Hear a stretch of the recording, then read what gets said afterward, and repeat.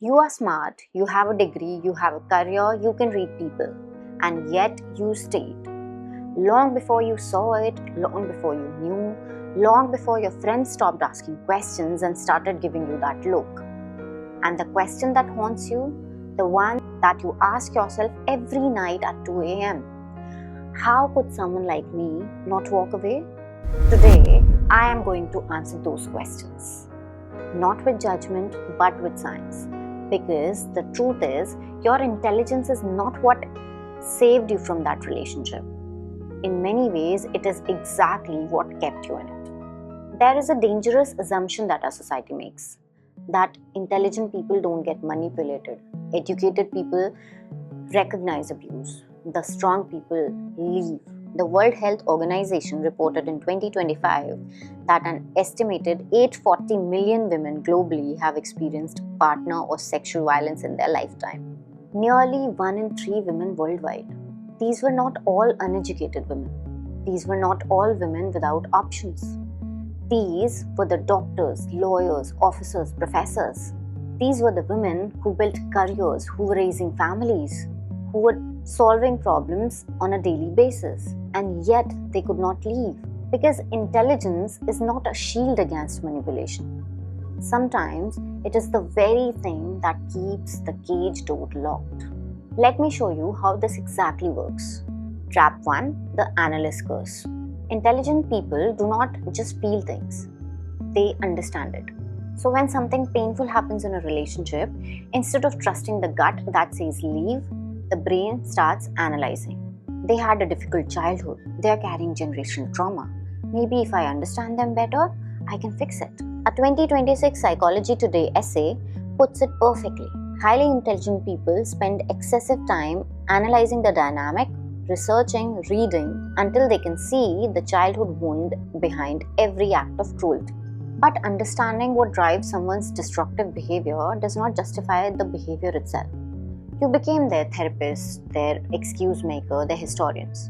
But the more you understood them, the more difficult it became to hold them accountable. Trap 2: the sunk cost fallacy. This is an economic concept that destroys more relationships than any other force. The sunk cost fallacy says, I have already invested so much. If I leave now, it would mean it was all a waste. 3 years, 5 years, 10 years, children, home, a shared identity, and so you stay. Not because the relationship is good, but because leaving now would mean admitting that all those years meant nothing. But here is one truth that will let you free. Time already spent cannot be recovered. Only future can be protected. Staying another year would not justify those 3 years. It will only add up to the loss. Step 3. Intelligent people are often well-disciplined, persistent, goal-oriented. These are extraordinary qualities in a career, in a challenge, in a problem that can be solved. But toxic relationship is not a problem that can be solved with persistence. And the same brain that built your career keeps telling you, try harder, be better, don't give up. And quitting feels like moral failure for a person who has never quit anything. So you don't give up, you don't quit, you just keep trying in something that was never going to work. Trap 4. Here is something nobody talks about. Intelligent people are more ashamed of being in a toxic relationship, not less, because society expects them to know better. So instead of seeking help, they keep hiding it. They become expert at the public face, at making everything look so good, at performing happiness so convincingly that nobody, even their friends, don't know about it. And the longer they hide it, the harder it becomes to admit it, even for themselves. Shame delays help seeking, and that delay cost years. Trap 5. Trauma bonding, the neuroscience. This is the deepest trap of all, and it has nothing to do with intelligence. Research shows that intermittent reinforcement, the hot and cold, the cruelty followed by tenderness, triggers dopamine release patterns in the brain that literally mirror addiction pathways. When someone is cruel to you and then suddenly warm, your brain is flooded with oxytocin and dopamine.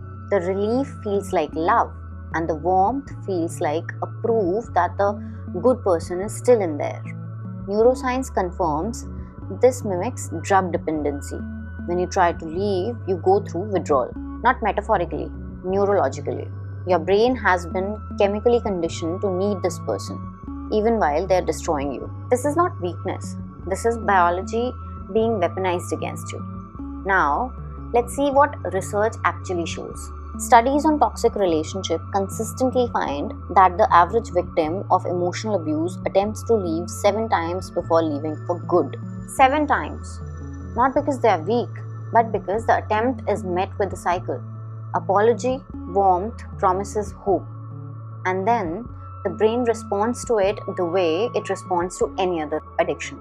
The WHO data shows that women with higher education levels are not statistically less likely to experience intimate partner violence. They are simply more likely to feel isolated in it because they believe they should have known better.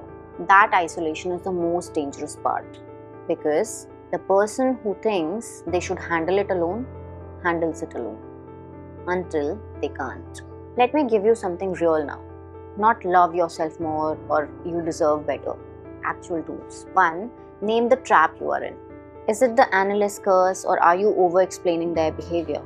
Is it the sunk cost, or are you staying because of time already invested?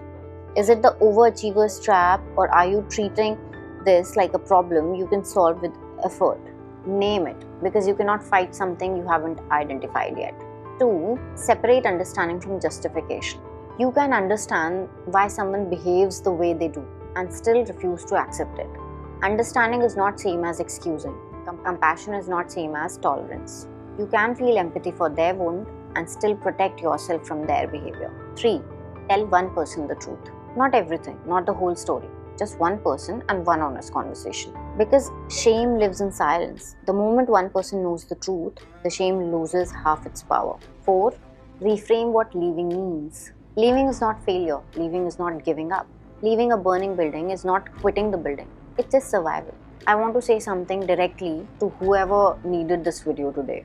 You stayed because you're smart enough to see the potential. You stayed because you are disciplined enough not to give up. And you stayed because you are empathetic enough to understand their pain.